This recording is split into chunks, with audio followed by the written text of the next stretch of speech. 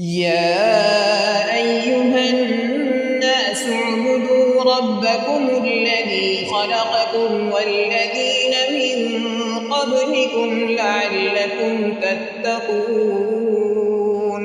الذي جعل لكم الأرض فراشا والسماء بناء وأنزل من السماء ماء فأخرج به من الثمرات رزقا لكم فلا تجعلوا لله أندادا وأنتم تعلمون وإن كنتم في ريب مما نزلنا على عبدنا فأتوا بسورة من مثله وادعوا شهداءكم من دون الله إن كنتم صادقين فإن لم تفعلوا ولن تفعلوا فاتقوا النار التي وقودها الناس والحجارة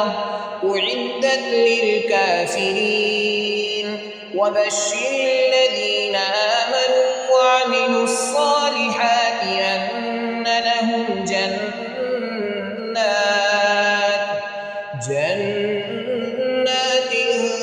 تجري من تحتها الأنهار كلما رزقوا منها من ثمرة رزقا قالوا هذا الذي رزقنا من قبل وأتوا به متشابها ولهم فيها أزواج مطهرة وهم فيها خالدون إن الله لا يستحيي أن يضرب مثلا ما بعوضة فما فوقها فأما الذين آمنوا فيعلمون أنه الحق من ربهم وأما الذين كفروا فيقولون ماذا أراد الله بهذا مثلا يضل به كثيرا ويهدي به كثيرا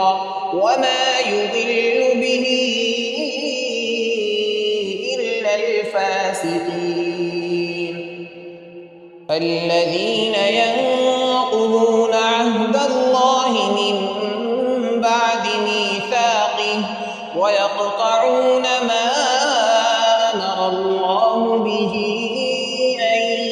يوصل ويفسدون في الأرض أولئك هم الخاسرون كيف تكفرون بالله وكنتم أمواتا فأحياكم ثم يميتكم ثم يحييكم ثم إليه ترجعون هو الذي خلق لكم ما في الأرض جميعا ثم استوى